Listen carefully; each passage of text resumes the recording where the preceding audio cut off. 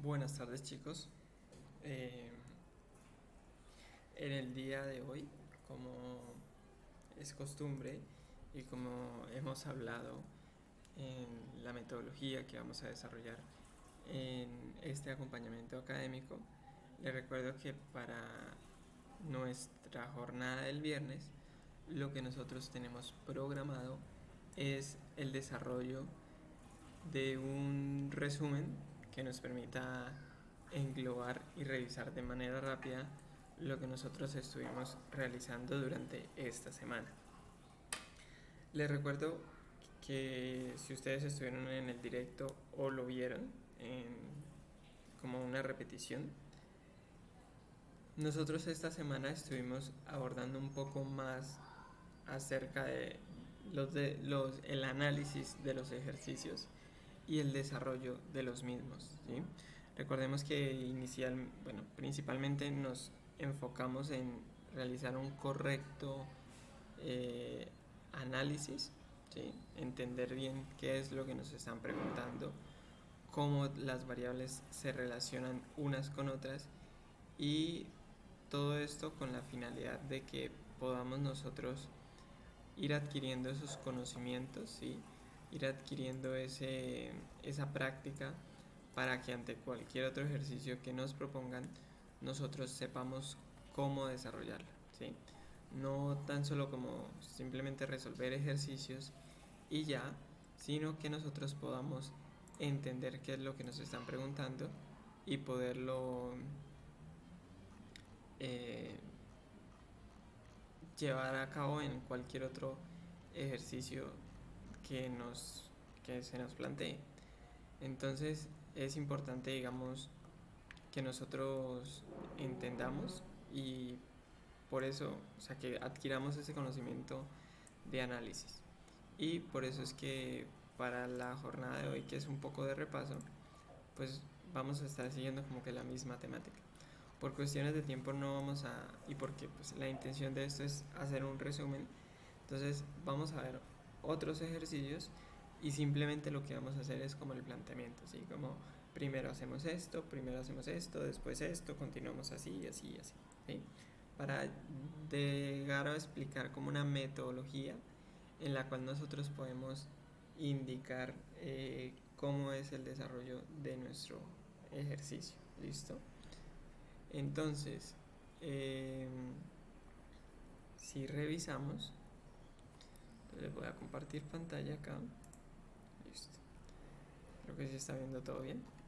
Entonces, empecemos inicialmente por el primer corte, ¿sí? Por lo que estuvimos viendo durante el primer corte, que fue principalmente movimiento parabólico y en general el movimiento. ¿Listo? Entonces, eh, antes de poner, bueno, antes de empezar a desarrollar, leamos qué es lo que nos pregunta. Nos dice que se utiliza una manguera para llenar de agua un contenedor cilíndrico grande de diámetro D y altura 2D. La manguera lanza agua a 45 grados sobre la horizontal desde el mismo nivel que la base del tanque y está a una distancia de 6D. ¿Para qué intervalo de rapidez de lanzamiento, es decir, velocidad inicial en el agua, entrará en el contenedor?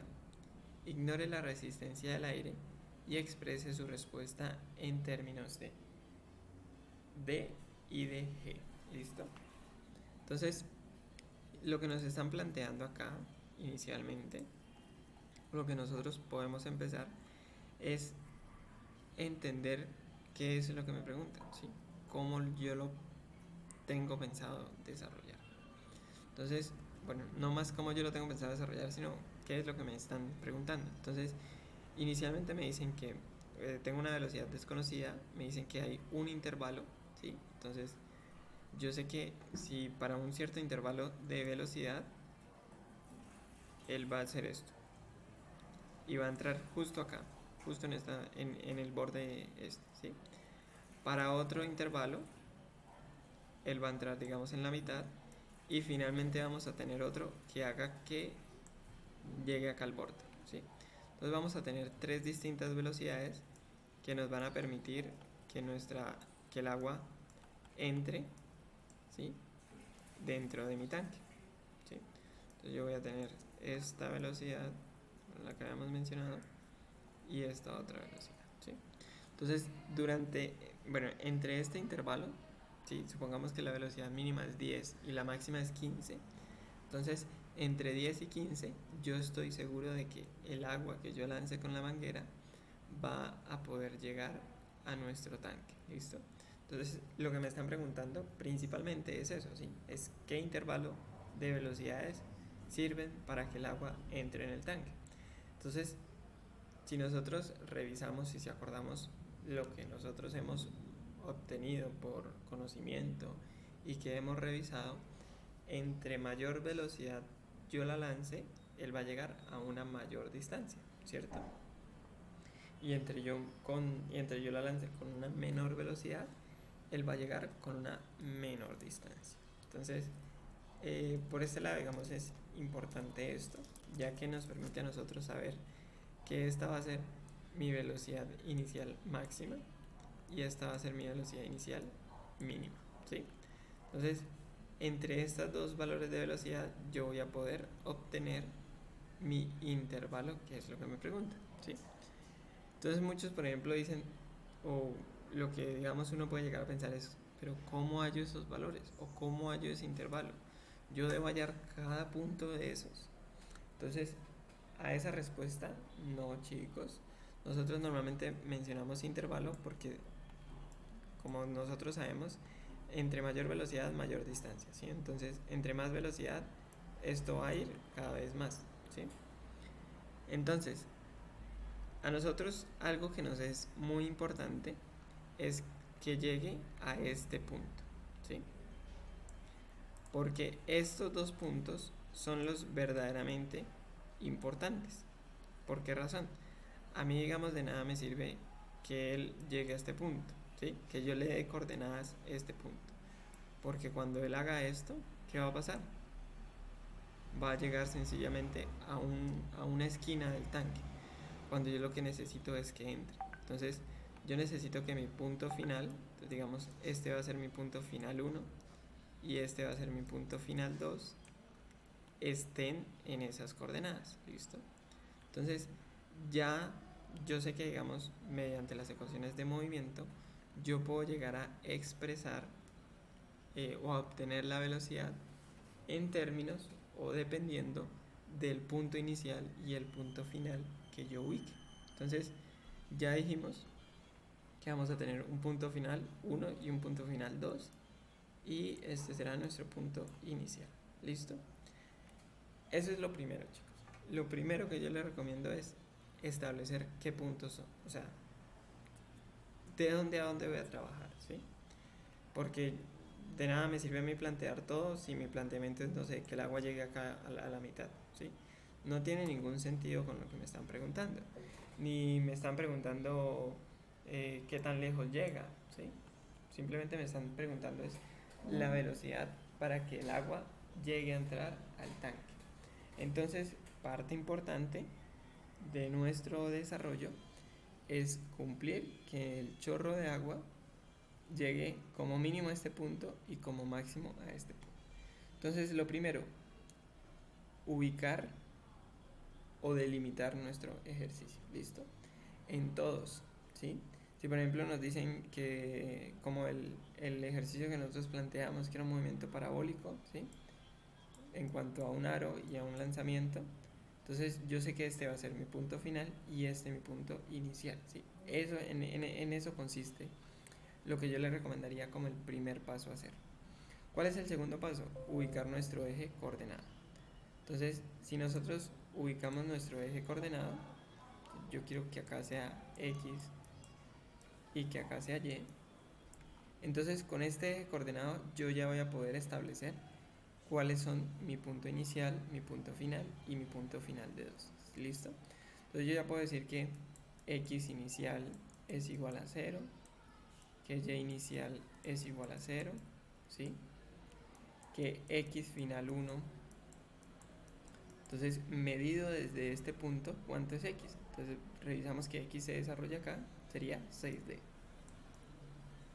y que la y final de 1, ¿cuánto es? No es este punto, es este punto final, o sea, 2D. Y lo mismo para mi punto final de 2. Entonces mi punto final de 2 será x final de 2, 7D y y final de 2, 2D. Entonces yo ya tengo establecido mi movimiento, ¿sí? Yo ya sé cuál es mi punto inicial, cuál es mi punto final, y ya con mi eje de coordenadas pude enlazar todos esos puntos. También que es importante mencionar cuál es la aceleración en x en el movimiento, en este caso es 0, cuál es mi aceleración en y, en este caso es menos la gravedad, ¿sí? Y lo otro importante es pues mencionar que la velocidad inicial en x, en este caso va a ser la velocidad inicial coseno, porque siempre está adyacente en este caso, entonces va a ser velocidad inicial coseno de 45, y que mi velocidad inicial en y es velocidad inicial seno de 45. ¿Listo? Entonces, eso es lo más importante desde mi punto de vista. Ese sería lo que yo llamaría mi segundo punto en la metodología. ¿Listo? El primero, ¿cuál es? Recordémoslo. El primero es delimitar nuestro ejercicio, saber de dónde a dónde va. ¿Sí? ¿Qué es lo que me están preguntando? ¿Cómo lo puedo relacionar? El segundo ya es hallarlo. El tercero sería plantear las ecuaciones. Yo les mencionaba que yo recomiendo que nos aprendamos la ecuación general y de esa forma nosotros vamos eliminando términos y así nos aprendemos una única fórmula que nos va a servir para muchos ejercicios. Entonces, ¿cuál es la fórmula más general? X final igual a X inicial más velocidad inicial en X por el tiempo más un medio de la aceleración tiempo al cuadrado, ¿sí? Y lo mismo para y. Y final igual a y inicial más velocidad inicial en y por el tiempo más un medio de la aceleración por el tiempo al cuadrado. ¿Listo? Entonces, ya sabemos que nosotros en este caso queremos hallar dos valores de velocidad. Entonces, vamos a hacer esto para x final 1. Entonces, ¿cuál es esta ventaja, chicos? De que ya todos los datos los tenemos acá. O sea, pasamos de este dibujo a consolidar todo en estos datos, ¿sí? Y ya con el consolidado de datos, a nosotros ya nos queda mucho más sencillo porque sería simplemente reemplazar. Hagámoslo para x1 final. Entonces, x1 final, ¿qué es? 6D. X inicial, 0. Velocidad inicial en x, velocidad inicial coseno de 45 por el tiempo, más, en este caso, 0, porque la aceleración en x es 0. Este término se me va. Entonces, este término se me va y este también. Ahora, y final, ¿cuánto es? 2D. Y inicial, 0. Velocidad inicial en y, velocidad inicial, seno de 45. Aceleración menos la gravedad. Y nos damos cuenta que tenemos dos ecuaciones y que tenemos dos incógnitas. ¿Cuáles son esas dos incógnitas? El tiempo y la velocidad inicial. ¿Cuál es la que a mí me interesa? La velocidad inicial, ¿sí? Entonces, lo más práctico sería de esta ecuación despejar el tiempo y lo reemplazamos acá, nos va a quedar una ecuación cuadrática.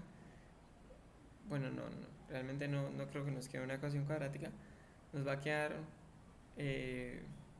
bueno, sí, miento. Lo más probable es que nos quede una ecuación cuadrática y a partir de ahí, pues nosotros vamos a poder obtener los dos valores. ¿Listo? Y ahí obtendríamos nuestro valor inicial para cuando es x1. Y luego sería volver a hacer este mismo planteamiento, pero para x final 2, y final de 2. Y de pronto alguno se preguntará, ¿pero qué cambiará entre x final 1 y x final 2? Entre final 1 y final 2. Pues lo principal que cambia es que la x final de 2 es 7D, ¿sí? Eso es el principal cambio. Entonces, chicos, para estos ejercicios de movimiento parabólico, primero que hay que hacer, leer el ejercicio, ¿sí? Saber qué nos están preguntando, poder nosotros definir qué me preguntan y entender el sentido físico, ¿sí? Segundo punto que yo les recomendaría hacer, ubiquemos un eje de coordenadas y escribamos mis coordenadas del punto inicial o de los puntos iniciales y el punto final. ¿Listo? Y tercero, escribimos nuestra ecuación general, reemplazamos y resolvemos. ¿Listo?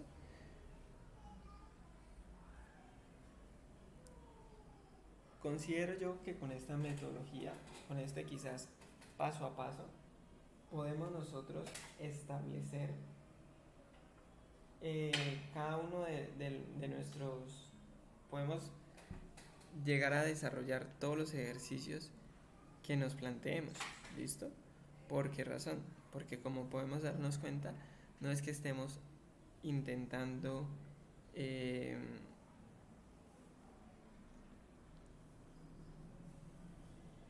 no es que estemos planteando algo para un ejercicio puntual. Estamos dando tips que nos van a servir para cualquier otro planteamiento.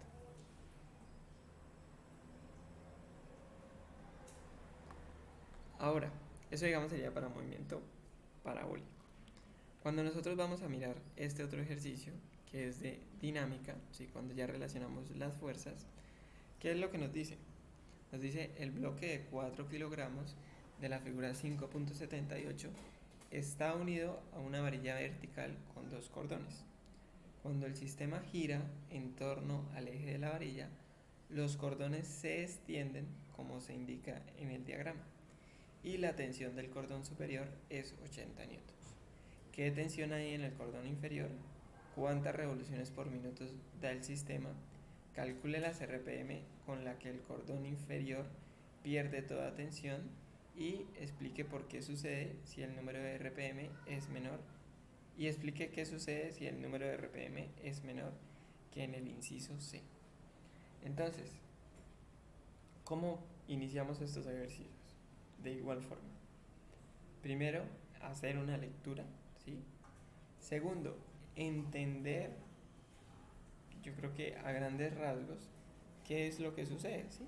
Poder nosotros ver el ejercicio y mencionar, ya creo que sé cuáles son las fuerzas, ¿sí? Algo que sería interesante, ¿sí? Ya creo cuáles son las fuerzas y ya creo qué es lo que puedo hacer, ¿sí? Entonces, si nosotros lo hacemos en este caso, lo primero que debemos notar, o que deberíamos notar, es que hay una aceleración centrípeta, ¿sí? Porque está en un movimiento circular, ¿listo? Primer punto. Entonces, con esta forma, yo ya sé que va a estar hacia el centro, ¿listo? Una fuerza la vamos a tener hacia el centro. Segundo, poder nosotros conocer qué tipos de fuerza hay acá. Entonces nosotros sabemos que hay una fuerza del peso, siempre para abajo. Sabemos que hay una tensión 1, siempre saliendo del cuerpo. Sabemos que hay una tensión 2, siempre saliendo del cuerpo, ¿sí? Y a partir de acá, simplemente digamos como por ver, nosotros sabemos que en el eje Y esto debe mantenerse en equilibrio, ¿cierto? Y como debemos mantenerlo en equilibrio, ¿qué nos está significando? ¿Qué nos simboliza? Que esta componente de la tensión T1 debe ser igual al peso más la componente de la tensión T2. ¿Listo?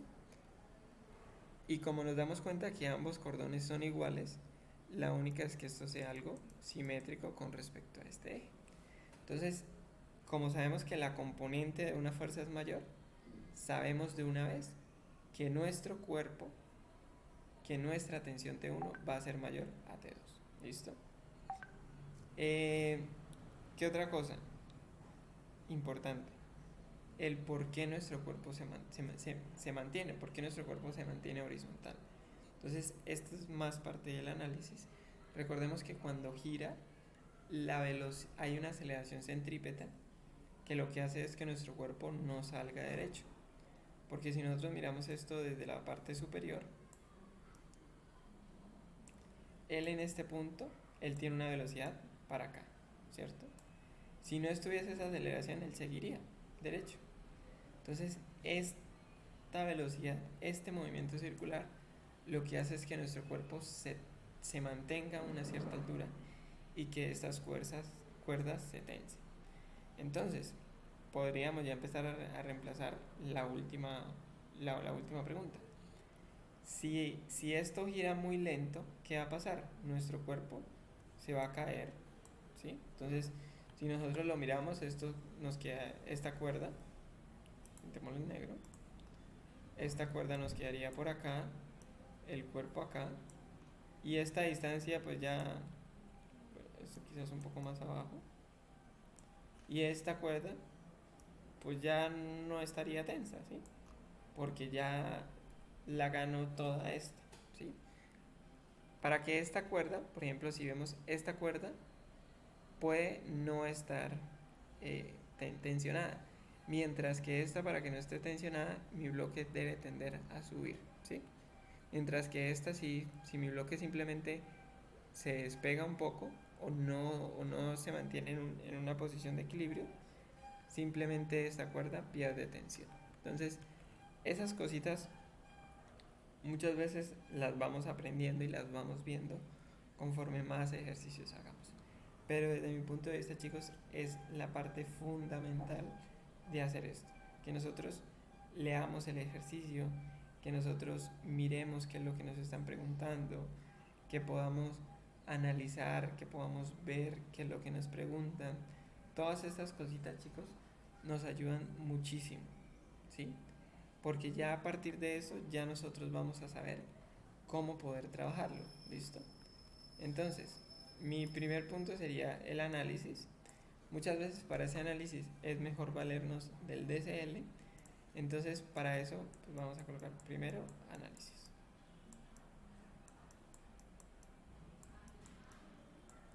Segundo punto, el DCL, ¿sí?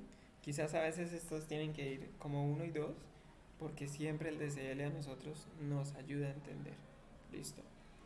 Y como ya tenemos esto y ya sabemos cómo es que lo vamos a plantear, de tercero planteamos nuestras ecuaciones. Entonces, ¿cuáles son esas ecuaciones, chicos? Sumatoria de fuerzas en X igual a masa por aceleración, ¿sí? Ah, bueno, acá me hizo falta algo, perdón, DCL y eje. Entonces, ¿cómo vamos a tomar el eje? Pues yo recomendaría que siempre lo tomen en la dirección en la que la aceleración vaya positiva. Entonces esto va a ser X. Y acá sí pueden tomar arbitrariamente que es Y. ¿Listo? Yo voy a tomar en este caso Y para Y. Entonces acá planteamos nuestra sumatoria de fuerzas. Va a ser T1, bueno, la componente T1, la componente T2. Normalmente en estos ejercicios vamos a necesitar que hallar ángulos. Entonces, por esta geometría del triángulo que se nos forma acá, vamos a poder hallar los ángulos, ¿sí? Que van a ser simétricos. Este ángulo es este mismo, por lo tanto este ángulo es este mismo de acá.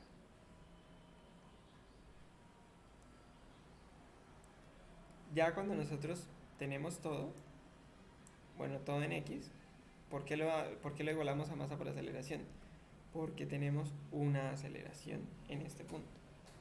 Acá por eso, entre tanto, es muy importante y nos ayuda bastante el hecho de escribir que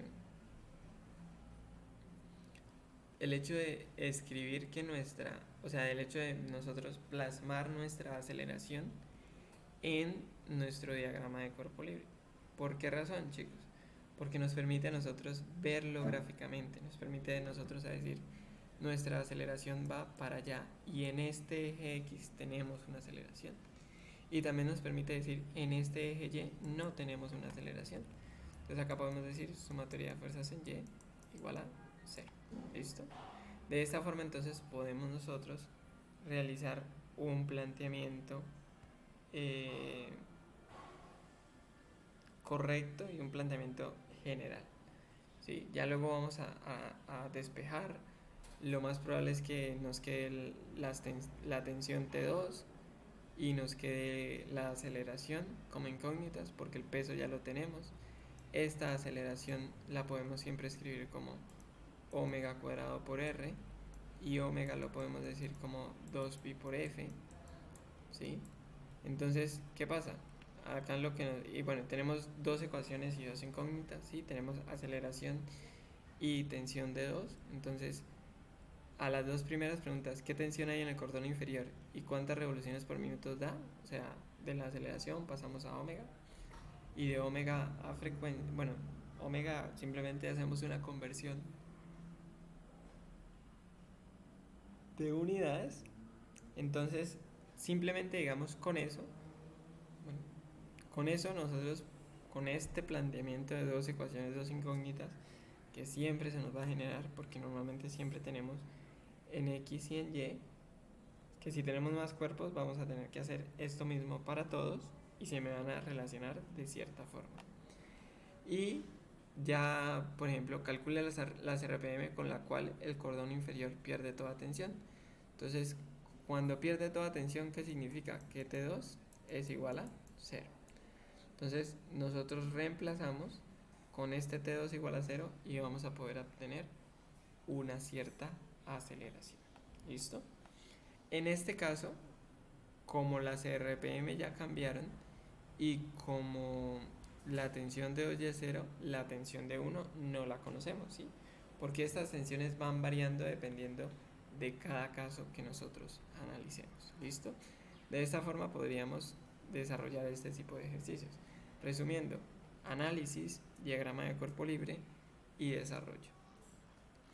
Y ya por último tenemos este ejercicio, ya es de energías, y nos dice que tenemos un paquete de 2 kilogramos que se suelta en una pendiente de 53.1 grados a 4 metros de un resorte largo cuya constante de fuerza. Listo. Los coeficientes de fricción entre el paquete y la pendiente son 0,4 y 0,2, uno estático y otro dinámico, y nos preguntan qué rapidez tiene el paquete justo antes de llegar al resorte y B, cuál es la máxima compresión, cuál es la compresión máxima del resorte. C, al rebotar el paquete hacia arriba, qué tanto se acerca a su posición inicial. Entonces acá igual, en todo, chicos, lo primero es el análisis.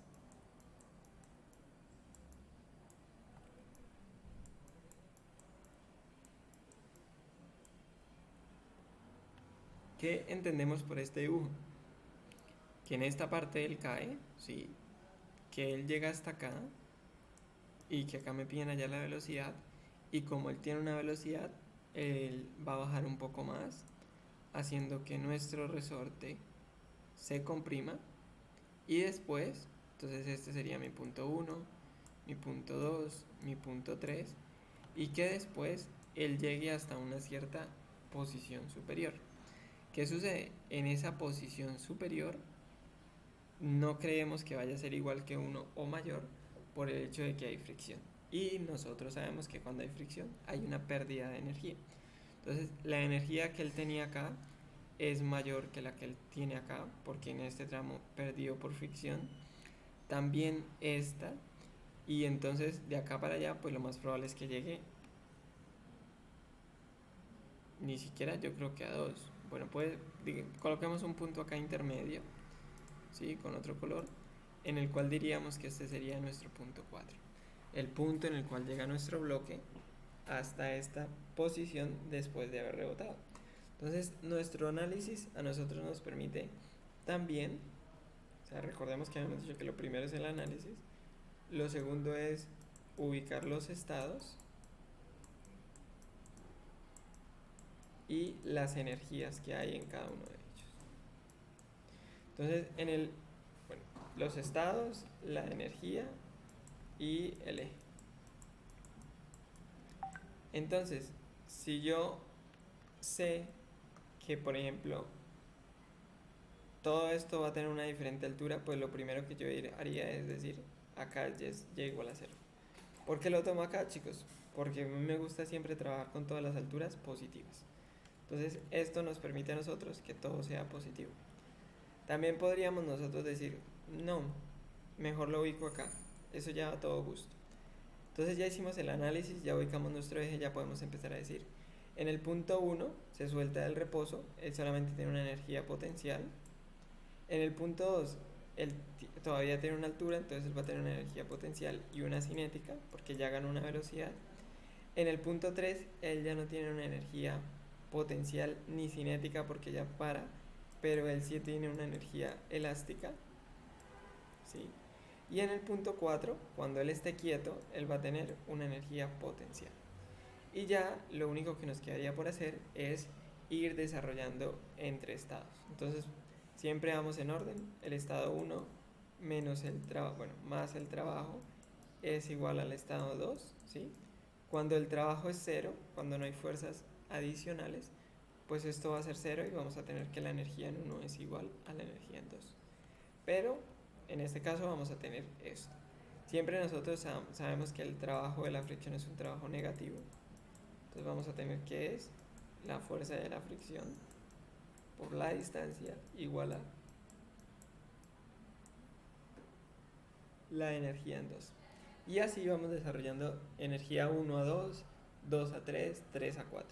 Entonces, para recopilar esto, chicos, lo primero es un análisis, lo segundo es ubicar nuestro eje, nuestros estados y qué energía hay en cada uno de esos estados y finalmente realizar un desarrollo con las ecuaciones.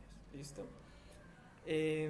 Lo que les mencionaba, esto la idea es hacerlo un poco de manera rápida para que nosotros podamos recordar y tener como una metodología clara y no siempre que hagamos un ejercicio confundirnos o perdernos en cómo desarrollarlo. ¿Listo, chicos? Entonces, esto sería todo por hoy. Les recuerdo que ahorita también nuestro compañero va a hacer un resumen de los temas que vimos en Física 2 y Física 3 para que si algo estén pendientes. No se olviden de compartir el video y el canal con todos sus compañeros y les deseo que tengan una buena noche y un excelente semestre, chicos. Hasta luego.